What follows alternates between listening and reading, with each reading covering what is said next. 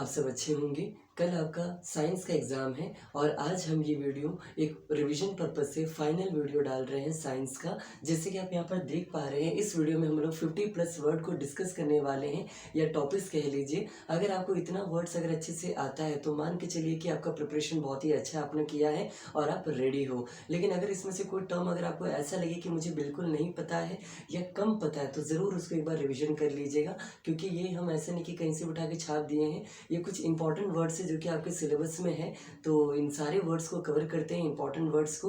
और कुछ वर्ड अगर छूट गया तो उसके लिए आप सॉरी जो भी कहें, है ना। इसके बाद हम इतना तो कर दिए, वही मेरे लिए बहुत बड़ी बात है। तो चलिए स्टार्ट करते हैं। और अगर आपको ये वीडियो कैसा लगा, और आने वाले टाइम में आपका जो एसएसटी का वीडियो रहेगा वो भी हम जल्दी कवर करेंगे। एक ही वीडियो लाएंगे सीधा कंप्लीट एसएसटी का। अगर आप चाहते हो नहीं सर आराम आराम से बताइए एक एक करके, हिस्ट्री, सिविक्स, इकोनॉमिक, पॉलिटी, तो वो भी ज़रूर बताइएगा। ऑलरेडी मैंने कवर किया हुआ है मेरे फाइनल रेस सीरीज वाले प्लेलिस्ट में, आप वो भी देख सकते हो। उसका लिंक जो है इसी वीडियो में डाल देंगे। ओके, तो चलिए अब इस वीडियो को स्टार्ट करते हैं। आई होप आपको ये वीडियो पसंद आएगा। अगर आए तो कमेंट सेक्शन में जो भी है आपका प्यार व्यार जो भी कहते हो वो ज़रा शेयर कीजिएगा। चलिए इस वीडियो को स्टार्ट करते हैं। सबसे पहले बायो से। ओके, अगर आप यहाँ देखते हो बायो के बारे में, तो बायो में क्या आएगा? सबसे पहला ऑर्गन सिस्टम। देखिए ऑर्गन सिस्टम में आपको क्या पढ़ना था?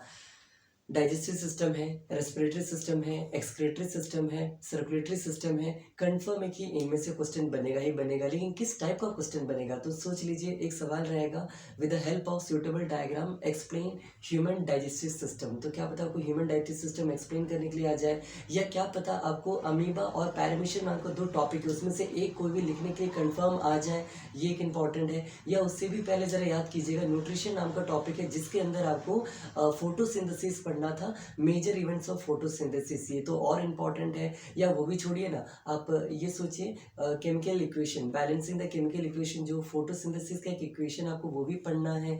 स्टोमेटा गार्ड सेल का फंक्शन भी आपको पढ़ना है। तो ये सारा चीज़ें आपको कवर करना है। ओके, उसके बाद ह्यूमन डाइजेस्टिव सिस्टम में अगर आप आते हैं, बहुत सारा फंक्शन आपको पढ़ना है, जैसे कि बाइल जूस हो गया, ट्रिप्सिन हो गया, पेप्सिन हो गया, या स्टार्च हो गया, स्टार्च अमिलेज हो गया, या HCl का काम क्या है, म्यूकस का फंक्शन क्या है, या बाइल जूस का फंक्शन क्या है, बाइल सॉल्ट क्या है। ये सारा फंक्शन आपको याद रहना चाहिए, ऐसा मेरा मानना है। ओके, तो ये भी हो गया। अब मान लीजिए डाइजेशन से 2-3 इनडायरेक्ट क्वेश्चन के सवाल भी आ सकते हैं, जैसे कि जब भी आप कोई खाना देखते हो तो मुंह में से पानी क्यों आता है, इस तरह का एक सवाल था। सलेवा प्रोडक्शन इसका रीज़न है। या मान लीजिए एक और सवाल है कि जो कार्निवोरस होता है उनका डाइजेशन ईजी होता है, जबकि हर्बीवोरस का थोड़ा लेंथी लगता है। ओके, तो इसका रीज़न क्या आपसे ये पूछा जा सकता है, तो उसका रीज़न आपको पढ़ के जाना है। सारा एनसीईआरटी में दिया गया है, अगर नहीं आते तो जल्दी से आप याद कर लीजिए ये सारा टॉपिक। तो ये बता दिए डाइजेशन। नेक्स्ट मान लीजिए रेस्पिरेटरी सिस्टम। रेस्पिरेटरी सिस्टम में अगर आप आते हो तो उसमें आपको पढ़ना था ब्रेक डाउन ऑफ ग्लूकोज नाम का एक टॉपिक है। फर्मेंटेशन क्या आपको पढ़ना है, आयरोबिक एनारोबिक रेस्पिरेशन आपको पढ़ना है। देन उसके अंदर आपको एक और पढ़ना था, जैसे कि मान लीजिए एक टर्म है एल्वियोली, ये वेरी इंपॉर्टेंट टर्म है। तो ये सारे टर्म्स आपको पढ़ लेना है। ओके, रेस्पिरेशन के अंदर। उसके बाद तीसरा टर्म सोचते हैं सर्कुलेटरी सिस्टम। इसके अंदर आपको वर्किंग ऑफ हार्ट पढ़ना था, देन डबल सर्कुलेशन के बारे में पढ़ना है। उसके अलावा आपको ब्लड का जो ब्लड वेसल्स है उनके बारे में ट्रांसपोर्टेशन में पढ़ना है। आर्टरीज, वेन्स, कैपिलरीज के डिफरेंसेस आपको आना चाहिए, उनके फंक्शंस आपको आना चाहिए। प्लांट में कैसे ट्रांसपोर्टेशन होता है, जाइलम फोइलम का टॉपिक आपको याद रहना चाहिए। इसके अलावा और पूछोगे आप तो ये बेसिक टर्म्स जो आपको आना चाहिए। ओके, एंड ट्रांसलोकेशन क्या होता है ये भी ज़रा पढ़ लीजिएगा, जिससे मूवमेंट ऑफ फूड होता है प्लांट में। तो ये सब आता है आपके ऑर्गन सिस्टम वाले टॉपिक में से। और एक्सक्रीशन का भी टॉपिक अगर जोड़ ले तो एक्सक्रीशन के अंदर आपको क्या क्या पढ़ना है, एक किडनी से जो वेस्ट मटेरियल एक्सक्रीशन टॉपिक है आपको वो पढ़ना था, किडनी वाला। उसके अलावा नेफ्रॉन, फिल्ट्रेशन यूनिट, नेफ्रॉन का जो टॉपिक आता है उसका भी एक डायग्राम एनसीईआरटी में दिया गया, आपको वो वाला डायग्राम भी पढ़ के जाना है। डायलिसिस क्या होता है आपको ये पढ़ के जाना है। जितने भी बॉक्सेस में आपको एक्स्ट्रा दिया गया, जैसे कि मान लीजिए ब्लड प्रेशर का एक टॉपिक आता था, स्पाइगमोमैनोमीटर, जिसमें normal blood pressure reading 120 mm of Hg से लेकर 80 mm ऑफ Hg लिखा हुआ है। आपको ये टॉपिक भी याद रहना चाहिए। मतलब हम कहना ये चाहते हैं कि आपको ऑर्गन सिस्टम अच्छे से पढ़ के जाना है। ये पहला हो गया। सेकंड, न्यूट्रिशन ऑलरेडी भी आपको समझा दिए, फोटोसिंथेसिस ये सब आपको पढ़ना है। थर्ड, इनडायरेक्ट क्वेश्चन आएंगे, हम आपको बता दिए, जैसे कि आप मान लीजिए रेस्पिरेशन में 2 इनडायरेक्ट क्वेश्चन सुनिएगा। एक है कि जो रेट ऑफ ब्रीथिंग होता है ये एक्वेटिक एनिमल्स में फास्टर होता है when compare to terrestrial animals. Reason बताइए क्यों, ये एक सवाल हो गया। या ऐसा क्यों कहा जाता है, why it is said that कि नाइट के टाइम में पेट के नीचे नहीं सोना चाहिए, इसका रीज़न बताइए क्यों। तो वो भी आपको इस रेस्पिरेशन वाले टॉपिक में दिया गया है। तो इस तरह के इनडायरेक्ट क्वेश्चन आपको करके जाना है। या प्लांट में एक्सक्रीशन कैसे होता है, तो आंसर है थ्रू द लीफ से हो तो अगर वो स्टोमेटा होगा ट्रांसपिरेशन वाला प्रोसेस, या बाई स्टेम हो तो लेंटिसेल होगा। और कौन कौन सी वेस्ट मटेरियल का वो प्रोडक्ट्स बनता है तो आपके बुक में लास्ट पेज में लिखा हुआ है इस चैप्टर के लाइफ प्रोसेस में, वो है रेसिन्स, गम्स, ये सब नाम दिया गया है। तो ये सबको याद रहना चाहिए, ये पहला टॉपिक। ओके, आगे बढ़ते हैं।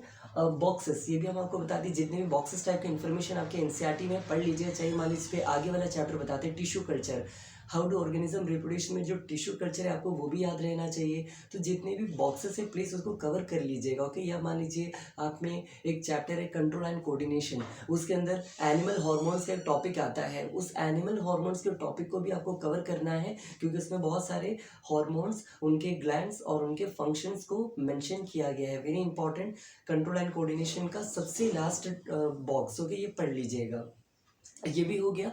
अब आगे बढ़ते हैं, बॉक्सेस करने के बाद प्लांट, समझा दिया आपको, प्लांट का ट्रांसपिरेशन, प्लांट का एक्सक्रीशन, ये सब आपको याद रहना चाहिए, पढ़ लीजिएगा। ओके, नेक्स्ट है डायग्राम्स। अगर नेक्स्ट अगर अगले चैप्टर में आते हो जिसका नाम है कंट्रोल एंड कोऑर्डिनेशन, उसमें एक डायग्राम है आपका न्यूरॉन का डायग्राम और एक है आपका ब्रेन का डायग्राम। ये दोनों डायग्राम आपको बनाने के लिए आ सकता है, ड्रॉ करने के लिए। जबकि दो और एक चीज़ दिखाते, ये रहा मार्क एंड लेबल। कुछ डायग्राम ऐसे हैं जिसमें आपको लेबल करना होगा, आपको बनाकर ऑलरेडी दिया होगा। जैसे कि हम एक नाम बताते हैं, याद कीजिए, कंट्रोल एंड कोऑर्डिनेशन में एक मसल सेल्स वाला एक डायग्राम है जिसमें एक मसल्स को हैंड का गेस्चर दिखाया गया था, वो ऑलरेडी दिया गया है। तो आपको उसमें मार्क करना होगा कि सेंसरी न्यूरॉन कौन सा है, मोटर न्यूरॉन कौन सा है, तो यही आएगा। और इसके अलावा अगर आप सेकंड पूछोगे तो याद कीजिए, कंट्रोल एंड कोऑर्डिनेशन नाम के चैप्टर के जो सबसे लास्ट में हार्मोन्स वाले टॉपिक है, उसमें भी दो डायग्राम्स दिया गया है, एक मेल एंड फीमेल का, जिसमें अलग अलग हार्मोन्स के नाम लिखा गया है, hypothalamus, pituitary, thyroid, adrenal gland. तो वो एक डायग्राम दिया गया है, क्या पता आपको भी उस तरह एक डायग्राम दे के पूछ दे कि इसमें से कौन सा ग्लैंड है, इसमें कौन सा हार्मोन रिलीज होता है, इस तरह आपसे पूछ दे।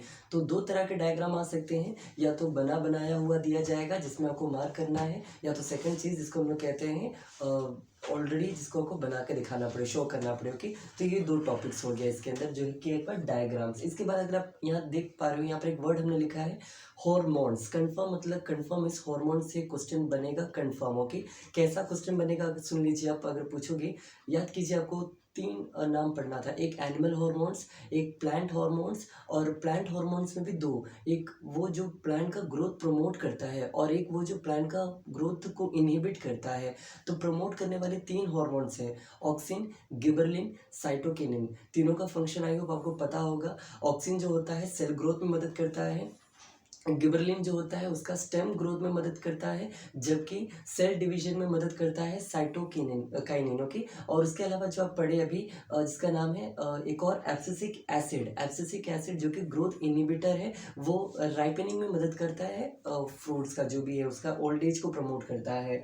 तो ये प्लांट हार्मोन में चार हार्मोन्स का नाम पढ़ना है। एनिमल हार्मोन में हम जैसे कि हम बोले कि इस चैप्टर का कंट्रोल एंड कोऑर्डिनेशन के एनसीईआरटी में जहाँ एक्सरसाइज दिया होगा उससे जस्ट पहले वाले पेज में आ जाइएगा, वहाँ पर एक बॉक्स दिया होगा, very very very very important. Okay, वो पढ़ लीजिएगा। और उससे रिलेटेड डिसीजेस भी आपको पढ़ना है, जैसे कि मान लीजिए थायराइड में आयोडीन की कमी से गॉइट नाम का जो डिसीज होता है आपको वो पढ़ना था, या मान लीजिए पैंक्रियास में इंसुलिन का मेलफंक्शनिंग के कारण डायबिटीज होता है, ये आपको पढ़ना था। तो ये हम यहाँ पर लिखे हुए हैं हॉर्मोन्स के अंदर, या तो उसका जो भी एनिमल का हार्मोन्स, या तो प्लांट का हार्मोन्स, या तो उससे रिलेटेड डिसीज। तो ये हो जाएगा आपका। नेक्स्ट है टर्म्स। देखिए, बायोलॉजी में टर्म्स की कोई कमी नहीं है। जैसे कि अगर आप कंट्रोल एंड कोऑर्डिनेशन वाले चैप्टर में आते हो, रिसेप्टर क्या है, रिफ्लेक्स एक्शन क्या है, रिफ्लेक्स आर्क क्या है, स्टिमुली क्या है, रिस्पॉन्स क्या है, तो टर्म्स बहुत सारे हैं, तो ये भी आपको पढ़ के जाना पड़ेगा। नेक्स्ट है यहाँ पर ब्रेन। हॉर्मोन्स के बाद जो अगला मोस्ट इंपॉर्टेंट वर्ड है वो वर्ड है ब्रेन। ब्रेन से कंफर्म क्वेश्चन आएगा। किस टाइप का क्वेश्चन आएगा अगर आप पूछोगे तो याद कीजिए, ब्रेन से हम आपको कुछ क्वेश्चन बताते हैं। सबसे पहला सवाल कि ब्रेन को एक्सप्लेन करो बोलकर, उसके कितने रीजन्स है, तीनों रीजन्स के नाम क्या है, और उन रीजन में क्या क्या पाया जाता है, उनका फंक्शन क्या है। तो ये पूछा जा सकता है ब्रेन के बारे में या स्ट्रक्चर ऑफ ब्रेन बनाने के लिए पूछा जा सकता है आप लोग बच्चों से। तो ये कुछ चीज़ें हैं मतलब ब्रेन के बारे में, ओके, ये कर लीजिएगा। नेक्स्ट है modes of asexual reproduction. Reproduction वाले चैप्टर में आते हैं। यहाँ पर आप जैसे ही चैप्टर में एंटर करोगे, दो टर्म्स है जो कि वेरी इंपॉर्टेंट है। पहला है डीएनए कॉपी क्या होता है, दूसरा वेरिएशन क्या होता है। तो ये दोनों टर्म्स के पढ़ के जाना, what is the importance of DNA कॉपिंग and what is the importance of और व्हाट इज द बेनिफिट और what is the advantage of variation. तो ये वेरी इंपॉर्टेंट है कि दोनों वर्ड याद रखिएगा, डीएनए कॉपी एंड वेरिएशन। अगर आपको ये भी आता है, फिर आप आगे बढ़िए। मोड्स ऑफ एसेक्सुअल रिप्रोडक्शन, आपको 6 मोड्स पढ़ना था। Vegetative propagation, budding, fission, fragmentation, regeneration, spore formation. तो ये सब आपको आना चाहिए। तो देखिए आपको डिफरेंस पूछा जा सकता है, जैसे कि बडिंग और फिजन में डिफरेंस क्या है, फ्रैगमेंटेशन और रीजनरेशन में डिफरेंस क्या है, या स्पोर फॉर्मेशन और किसी और में डिफरेंस क्या है। तो डिफरेंस आपको पढ़ना है। डिफरेंस मतलब डेफिनेशन पढ़ लीजिएगा और उसके अलावा उनका एग्जाम्पल्स पढ़ लीजिएगा। जैसे अगर हम आपसे पूछे बाइनरी फिजन और मल्टीपल फिजन का एग्जाम्पल दीजिए, या हाइड्रा किसका एग्जाम्पल है, या ईस्ट किस में होता है, या प्लानरिया किसका एग्जाम्पल है, किस type of what mode of asexual reproduction occur इन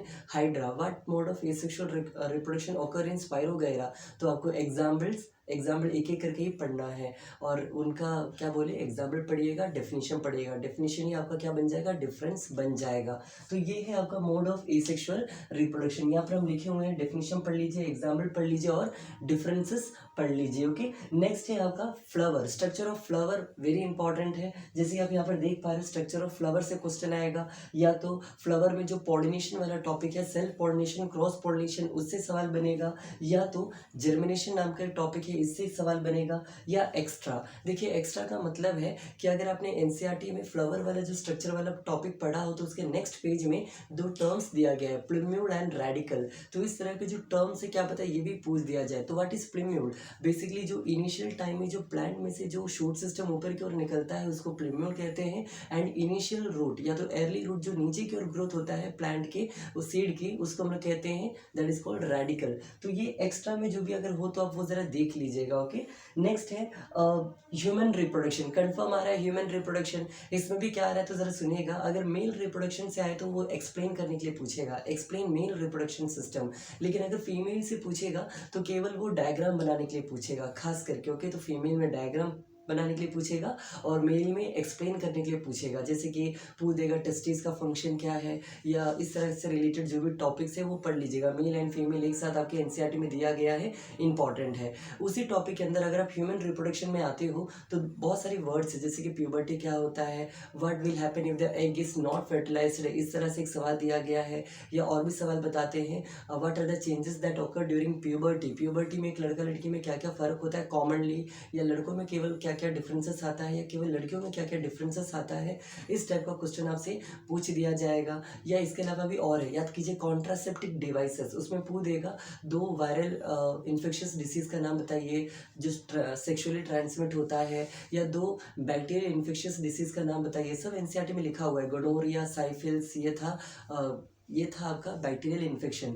जबकि वायरल इन्फेक्शन का नाम क्या था, वार्ड्स एंड एचआईवी एड्स, ये सब था। इसके अलावा और भी कॉन्ट्रासेप्टिव डिवाइसेस का नाम आपसे पूछ दिया जाएगा। For example name A mechanical barrier use ऐसे कॉन्ट्रासेप्टिव डिवाइस। तो मैकेनिकल बैरियर का नाम क्या था, आई होप आपको ये पता होगा, CONDOM, ओके। तो ये चीज़ हो गया। इसके अलावा मान लीजिए मैकेनिकल बैरियर के बाद नेक्स्ट टर्म आपका आता है सपोज दैट ओरल मेथड्स, जो कि आपके ह्यूमन बॉडी के अंदर फीमेल बॉडी में जो हार्मोनल बैलेंस है उसको चेंज कर देता है, वो है ओरल पिल्स कहलाता है, मतलब दवाई खाकर, ओके। नेक्स्ट है सर्जिकल मेथड्स हो गया, या और भी है जिसको हम लोग कहते हैं लूप्स और कॉपर टी। तो ये सारे कॉन्ट्रासेप्टिव डिवाइसेस का टॉपिक पढ़ लीजिएगा। और जैसे आप ह्यूमन रिप्रोडक्शन का कॉन्ट्रासेप्टिव डिवाइसेस का टॉपिक पढ़ोगे, उसका सबसे नीचे वाले पैराग्राफ में आपको बोला गया है कि रिप्रोडक्शन का जो भी एक टॉपिक है जिससे birth rate and death rate, ये दोनों बहुत बड़ा इन्फ्लुएंशियल मैटर है एक देश के पॉपुलेशन साइज को डिटरमाइन करने में। ये वेरी इंपॉर्टेंट टॉपिक है, वो जरा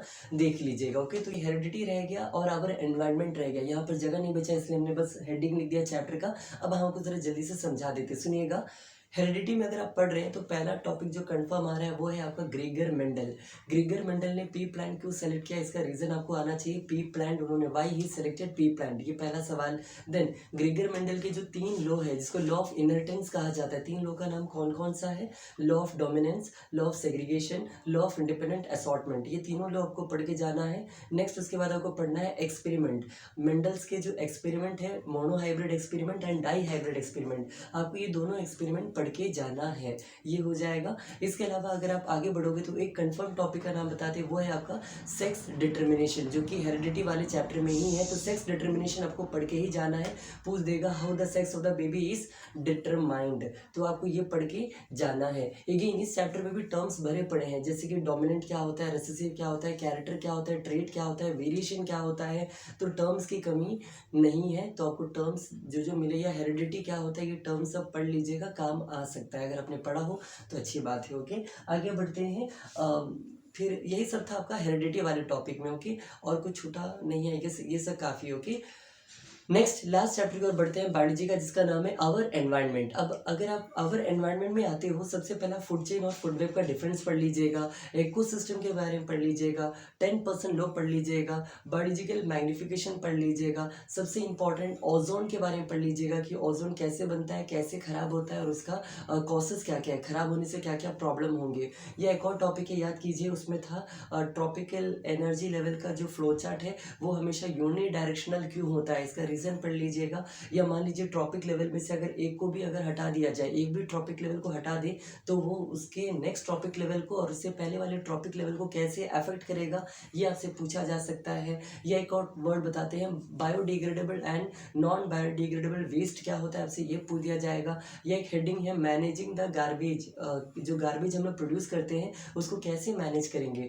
तो आंसर है लैंड फिलिंग। तो ये सब जो टॉपिक है, रिड्यूस, रिसाइकल, रीयूज, रेफ्यूज, ये सब के बारे में आपको लिख के आना है। सीवेज ट्रीटमेंट प्लान के बारे में आपको मेंशन करके आना है। और इस तरह आपका कंप्लीट बायो यहाँ पर कंप्लीट होता है। लेकिन एक और वर्ड यहाँ पर लिखा हुआ था जो कि हम देख नहीं पाए, बिकॉज हम आँख तो खोली हुए हैं बट हम नींद में हैं, जो भी है। तो देखिए, एक वर्ड था प्लेसेंटा। ओके, ये वेरी वेरी इंपॉर्टेंट है, प्लीज़ पढ़ लीजिएगा। What is the function of placenta, या प्लेसेंटा के बारे में 3-4 लाइन आपको लिखनी कंफर्म आना चाहिए, ये हो जाएगा। अब चलिए केमिस्ट्री में आते हैं। केमिस्ट्री का सबसे पहला इंपॉर्टेंट चीज़ है, जैसे कि आप यहाँ पर देख पा रहे हो, बैलेंसिंग द केमिकल इक्वेशन। अब दूसरा पूछोगे तो उसी चैप्टर में है केमिकल रिएक्शंस, जैसे कि decomposition reaction, displacement reaction, double displacement reaction, और ये जो भी रिएक्शन है आपको ये आना चाहिए। Okay, very important. बेसिकली होगा क्या, आपको एक क्वेश्चन दिया जाएगा एक्सपेरिमेंट टाइप का, उसके अंदर से आपको ये करके सवाल बनाना पड़ेगा और उसी में पूछ दिया जाएगा कि बताइए इसमें किस टाइप का रिएक्शन है, कौन सा रिएक्शन इसमें हो रहा है, कॉम्बिनेशन है या जो भी है, आपसे पूछ दिया जाएगा। नेक्स्ट है एसिड, बेस एंड सॉल्ट वाले में उनका केमिकल प्रॉपर्टीज, जैसे अगर हम पूछ दें एसिड प्लस मेटल इसका क्या होता है, या हाइड्रोजन गैस कब लिबरेट होता है, या कार्बन डाइऑक्साइड कब लिबरेट होता है, तो ये जैसे मेटल कार्बोनेट के साथ मिक्स करते हैं तो होता है। तो ये सब जो बेसिक बातें आपको पता रहना चाहिए था। आई होप आपको पता होगा, एग्जाम कल है ना। इसके अलावा और भी देखोगे, फैमिली ऑफ सॉल्ट्स कंफर्म, मतलब कंफर्म आ रहा है। फैमिली ऑफ सॉल्ट या तो टाइप्स ऑफ सॉल्ट कह लीजिए, इसके अंदर आपको पढ़ना था। जैसे कि हम कुछ नाम बताते हैं, प्लास्टर ऑफ पेरिस सबसे पहला, वेरी इंपॉर्टेंट। सेकंड है आपका baking soda, most important. Third हो गया washing powder, then bleaching powder, और एक था आपका सोडियम हाइड्रोक्साइड, जिसको NaCl, उस NaCl से बनता है NaOH, और NaCl को ब्राइन भी कहते हैं। तो इन सब का आपको पढ़ना क्या है, सबका केमिकल नेम, केमिकल फॉर्मूला और कॉमन नेम और यूसेस, 4 चीज़ें पढ़ना है। केमिकल नेम, जैसे चलिए प्लास्टर ऑफ पेरिस की ही बात करते हैं। प्लास्टर ऑफ पेरिस क्या है, ये कॉमन नेम है, बट इसका केमिकल नेम क्या होगा, कैल्शियम हेमीहाइड्राइड। लेकिन इसका केमिकल फॉर्मूला क्या होगा, तो उसका होगा CaSO4 होगा, जो भी, हाँ, dot half H2O, CaSO4 half dot H2O। तो ये नाम आपको पता रहना चाहिए। और इसका यूसेस क्या है, फ्रैक्चर्स में यूज़ किया जाता है, डेकोरेशन पर्पज से यूज़ किया जाता है, बस ये काफ़ी है। तो इस तरह चार बातें सबका याद रखिएगा, chemical formula, chemical name, common name और उनका यूसेस। ओके, ये 4 चीज़ें हो गया। नेक्स्ट है इंडिकेटर्स, याद कीजिए, जैसे आप एसिड बेस सॉल्ट वाले चैप्टर में आते हो, सबसे पहले पेज में आपको पढ़ना है इंडिकेटर, कि कोई चीज़ एसिड है या बेस है कैसे पता किया जाता है, वो इंडिकेटर की मदद से पता किया जाता है। तो इंडिकेटर्स आपको पढ़ के जाना है।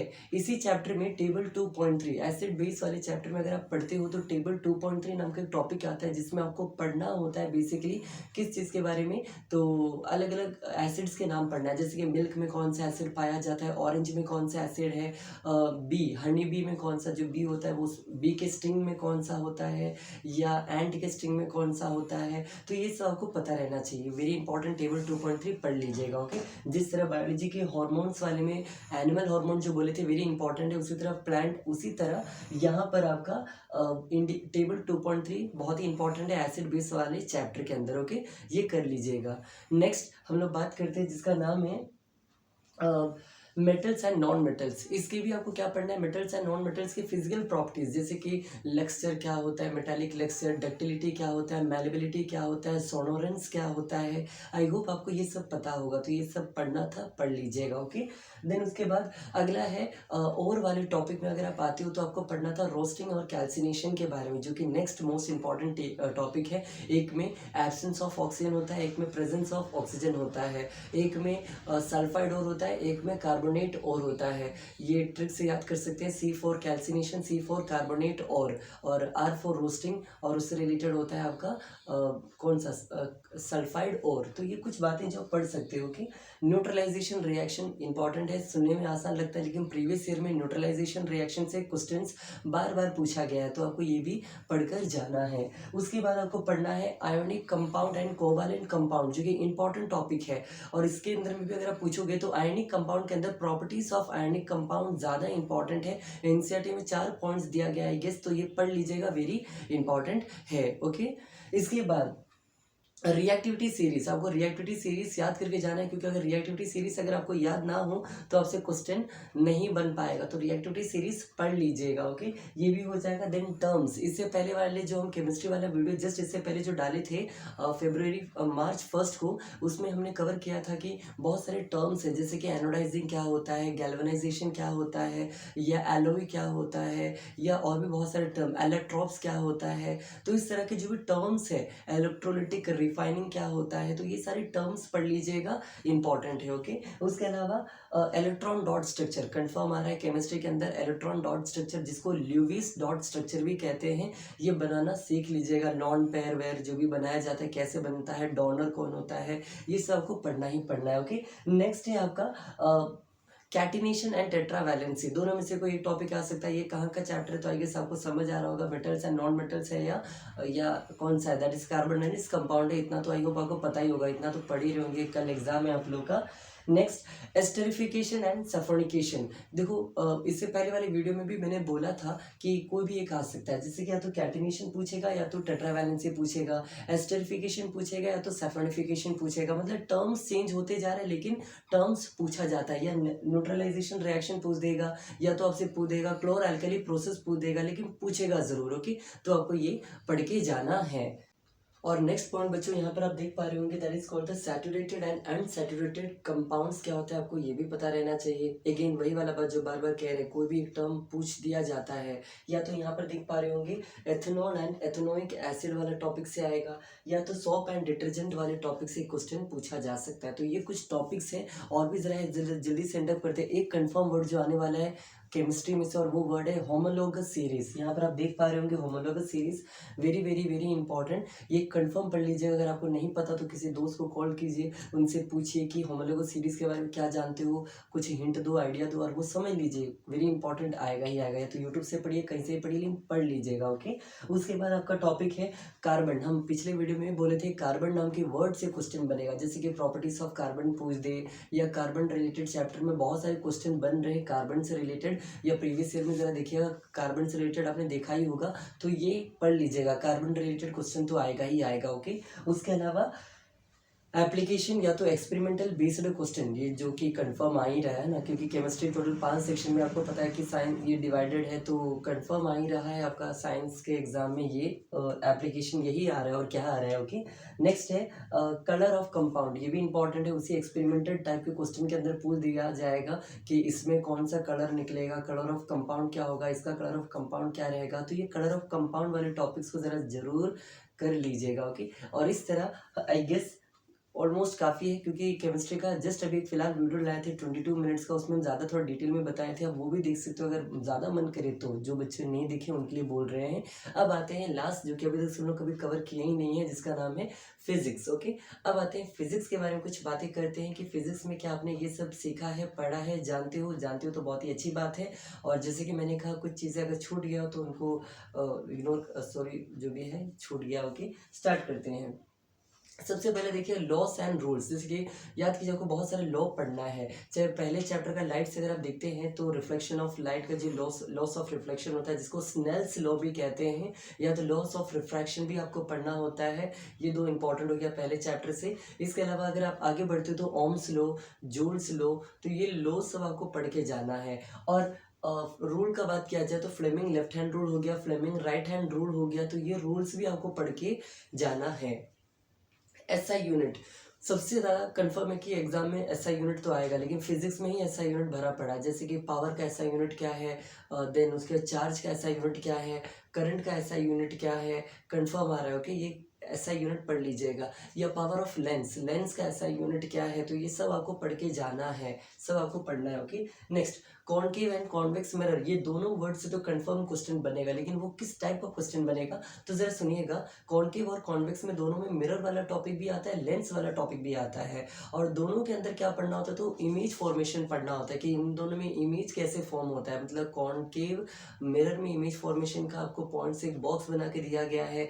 देन कॉन्वेक्स मिरर का दो बॉक्स बना के दिया गया है, एक बॉक्स के अंदर दो पॉइंट्स दिया गया है, दोनों में वर्चुअल और इरेक्ट होता है। आई होप आपको ये सब पता होगा। देन कॉन्केव लेंस पढ़ना है और कॉन्वेक्स लेंस पढ़ना है। और कॉन्केव लेंस के बारे में कम पढ़ना है, दो ही पॉइंट और दोनों में वर्चुअल और इरेक्ट होता है। और कॉमन टोटल 4 बॉक्सेस आपके एनसीईआरटी में दिया गया है इस टॉपिक से रिलेटेड, कॉन्केव और कॉन्वेक्स वाला, तो वो जरा जरूर देख लीजिएगा। ओके, और भी एक चीज आ सकता है कॉन्केव और कॉन्वेक्स मिरर से, वो है उनका यूसेस। सीधा पूछ देगा what is the uses of concave mirror या what is the uses of convex mirror. या तो ये भी पूछा जा सकता है कि गाड़ियों के जो रियर कैमरा रियर मिरर होता है उसमें कौन सा आपका कॉन्केव होता है कि कॉन्वेक्स होता है। तो ये कुछ सवाल है जो आपसे पूछा जा सकता है। आगे बढ़ते हैं। नेक्स्ट है रे डायग्राम बनाने के लिए, कंफर्म आपसे पूछ दिया जाएगा रे डायग्राम बना के दिखाने के लिए। और भी आगे बढ़ोगे तो ये रिफ्रैक्टिव इंडेक्स, जो कि इस चैप्टर का सबसे लास्ट टॉपिक है, रिफ्रैक्टिव इंडेक्स, ये तो आ ही रहा है, कंफर्म आएगा।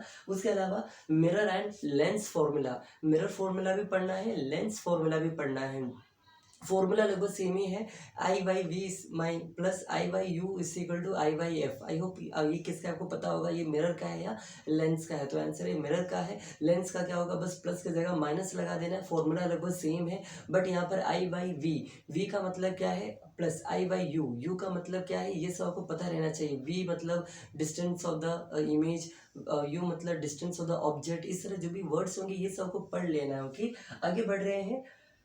ओल्ड फॉर्मूलाज नॉट ओनली केवल पहले चैप्टर नहीं, आगे वाले जो भी फिजिक्स के चैप्टर है, चाहे वो ओम्स लॉ का टॉपिक हो, जूल्स लॉ का टॉपिक हो, या कहीं का भी हो, या मैग्निफिकेशन का टॉपिक हो लेंस में, ये कहीं से भी अगर आपको जहाँ जहाँ आपको फुल फॉर्म्स नहीं, क्या कहते हैं उसको, न्यूमेरिकल्स दिख रहे होंगे, फॉर्मूलाज दिख रहे होंगे, इक्वेशन दिख रहे होंगे, वो आपको पढ़ लेना है, वेरी इंपॉर्टेंट। उसके अलावा ये जो बोले मैग्निफिकेशन वाला टॉपिक पढ़ लीजिएगा, इसका भी एक फॉर्मूला है यू बाई वी वाला, वो पढ़ लीजिएगा। देन एप्लीकेशन बेस्ड क्वेश्चन आपसे पूछा जा सकता है, जैसे कि रेनबो से रिलेटेड टॉपिक आपको पढ़ना है। देन आपका रेनबो के अलावा मान लीजिए क्या कहते हैं, ट्विंगलिंग ऑफ स्टार्स, ये एक टॉपिक था due to refraction of light, ऐसे कुछ है रिफ्रैक्शन वाला टॉपिक, एटमॉस्फेरिक रिफ्रैक्शन, तो ये आपको पढ़ना था। देन आपको पढ़ना था स्काई ब्लू क्यों होता है, इसका रीज़न बताइए, बिकॉज ब्लू कलर का वेवलेंथ कम होता है तो वो स्कैटर ज़्यादा करेगा, जबकि रेड कलर स्ट्रीट लाइट्स में यूज़ क्यों किया जाता है, या तो वो सिग्नल वाले में, बिकॉज इनका जो वेवलेंथ होता है वो ज़्यादा होता है और ये एक जगह दूर से भी आपको दिख जाता है, इसलिए इसका रीज़न आपको एनसीईआरटी में दिया गया है। सनराइज सनसेट के अंदर एक टॉपिक आता है colour of sunrise and sunset, जो कि एग्जाम में डिलीटेड है, लेकिन उससे पहले जो टॉपिक है सनराइज सनसेट वो आ सकता है, और उसमें आता है ये वाला टॉपिक जिसका नाम है टिंडल इफेक्ट। और उसके बाद कोई इंपॉर्टेंट वर्ड अगर इस चैप्टर में है तो वो है dispersion of light and spectrum, ये उसके बाद इंपॉर्टेंट है। तो अगर हम आपकी जगह रहेंगे तो पहले टिंडल इफेक्ट पढ़ेंगे, ये ज़्यादा इंपॉर्टेंट है। ओके, तो ये सब कर लीजिएगा, स्पेक्ट्रम क्या है, डिस्पर्शन ऑफ लाइट क्या है, टिंडल इफेक्ट क्या है, रिफ्रैक्शन रिफ्रैक्टिव इंडेक्स का टॉपिक क्या है, या एटमॉस्फेरिक रिफ्रैक्शन क्या होता है, ये सब पढ़ लीजिएगा, इंपॉर्टेंट था, पढ़े होंगे आप जो भी है। और जिस तरह ये बोले जूल्स लो, ओम्स लो, ये सारे लोस पढ़ लीजिएगा, उसका इक्वेशंस पढ़ लीजिएगा, फॉर्मूलाज पढ़ लीजिएगा, ये सब था। और अगर आप आगे बढ़ के वापस आते हैं आई वाले टॉपिक में आते हैं, तो याद कीजिए, एक तो सबसे पहला ही पेज में आपको ह्यूमन आई का तस्वीर दिया गया है, उसमें सीधा फंक्शन पूछ दिया जाएगा। जैसे बताइए कॉर्निया का फंक्शन क्या है, आइरिस का फंक्शन क्या है, या कोई भी नाम ले लीजिए, जैसे कि लेंस का काम बताइए, सिलेंड्रिकल लेंस जो भी होता है, क्रिस्टलाइन लेंस, सॉरी। और उसके अलावा मान लीजिए और भी था, जैसे कि क्या होता है प्यूपिल का फंक्शन बताइए, तो ये सब फंक्शन पढ़ लीजिएगा, ओके। एंड नेक्स्ट आगे बढ़ेंगे तो उसमें ह्यूमन आई के अलावा ह्यूमन आई डिसऑर्डर्स का नाम भी दिया गया था, जैसे कि myopia, presbyopia, hyper myopia, cataract. तो ये 4 बीमारियों का नाम पढ़ लीजिएगा, और इन चारों को कैसे सही किया जा सकता है, करेक्शन वाला मेथड, जैसे कि किस में कॉनकेव मिरर यूज़ किया जाएगा, किस में कॉन्वेक्स यूज़ किया जाएगा, किस में बाइफोकल लेंथ यूज़ किया जाएगा, और किस में सर्जरी किया जाएगा, तो आपको ये सब पता रहना चाहिए। इसके बाद अगर आप आगे बढ़ते हो, ये भी बता दिए, स्पेक्ट्रम डिस्पर्शन ऑफ लाइट आपको पढ़ना है।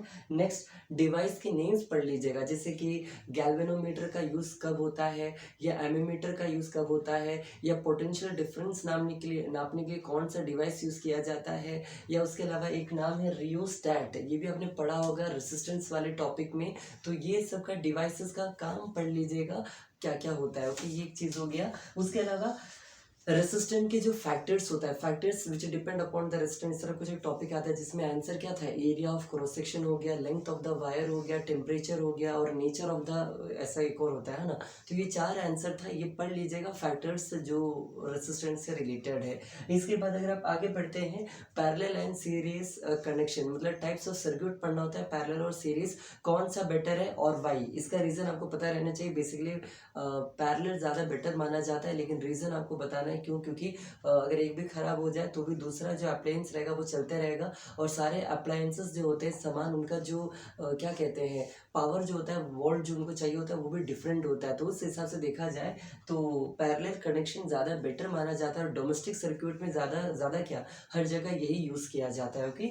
नेक्स्ट है इलेक्ट्रिक पावर वाले टॉपिक से तो क्वेश्चन आएगा ही आएगा, क्या आएगा, या तो ऐसा यूनिट पूछेगा पावर का, या तो न्यूमेरिकल्स बनेगा। न्यूमेरिकल्स कैसे बनेंगे, पूछ देगा कि आपके घर में 2 फैन यूज़ हो रहा है, 4 बल्ब यूज़ हो रहा है इतना दिन के लिए, और पर यूनिट एरिया का बिल इतना है, तो बताइए टोटल आपका कितना पावर जो है उठेगा, आपका जो ये सब पूछा जाएगा, न्यूमेरिकली है, और क्या है, okay. Then AC and DC better कौन सा है, एंड रीजन बताइए क्यों। Alternating current and direct current आपने पढ़ा होगा, डिफरेंसेस, आई होप, तो ये सब आपको याद रहना चाहिए था। देन सोलिनॉइड, मतलब तो करंट कैरिंग कंडक्टर का एक टॉपिक आता है जिसमें एक स्ट्रेट लाइन होता है, एक सोलिनॉइड होता है, और एक और कुछ होता है ना, जो भी है। तो ये सब टॉपिक पढ़ना था, सबसे इंपॉर्टेंट है सोलिनॉइड वाला टॉपिक, तो ये जरूर पढ़ के जाइएगा, आई होप आपको ये सब पता होगा। नेक्स्ट एंड अप करते हैं यहाँ पर डोमेस्टिक इलेक्ट्रिकल सर्क्यूट में कुछ वायर का नाम पढ़ना था, जैसे कि अर्थ वायर, लाइव वायर, और भी एक वायर होता है ना, ग्रीन वायर, नहीं पता कौन सा वायर है, तो ये सब वायर का नाम आपको पता रहना चाहिए। सिंबल्स याद है, सिंबल्स एंड कंपोनेंट, आपके एनसीईआरटी में एक बॉक्स है जिसमें अलग अलग सिंबल और उस सिंबल का मीनिंग क्या है बताया गया है, जैसे कि बल्ब का सिंबल क्या है, स्विच का सिंबल क्या है, ऑन एंड ऑफ का सिंबल क्या है, सेल का सिंबल क्या है, तो ये सिंबल्स आपको याद रहना चाहिए, ओके।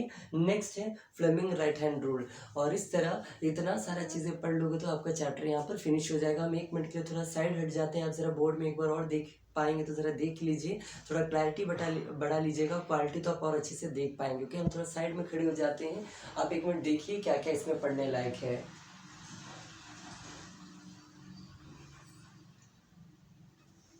और all the best for your examination जो कल आपका होने वाला है।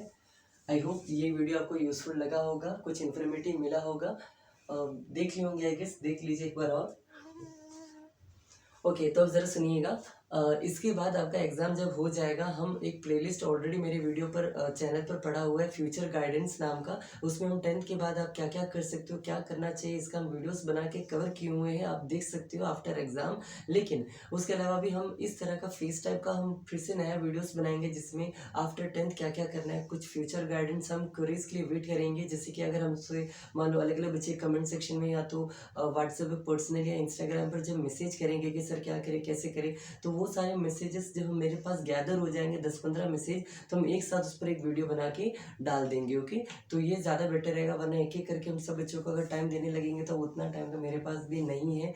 जो बच्चे हमको जानते होंगे उनको पता है कि हम भी थोड़े बिजी रहते हैं, थोड़े ज़्यादा जो भी है। तो आई होप बस इतना ही, कल आराम से जाके एग्ज़ाम दीजिए। आई होप आपके ये वीडियो अच्छा लगा होगा। ये टॉपिक इतना ही था, और इस तरह रात के 12 बज चुके हैं, 12 बज के जो भी है कितने 14 जो भी है, ज़्यादा रात नहीं हुआ है, बट थकावट के कारण हमें नींद आ रही है। और यहाँ पर अब इस वीडियो को एडिटिंग भी करना है, इस वीडियो को यहीं पर रोकते हैं। अगर अच्छा लगा हो तो प्लीज़ फ्रेंड के साथ शेयर कीजिएगा, चैनल को ग्रो करना है। ओके, बस इतना ही, थैंक यू।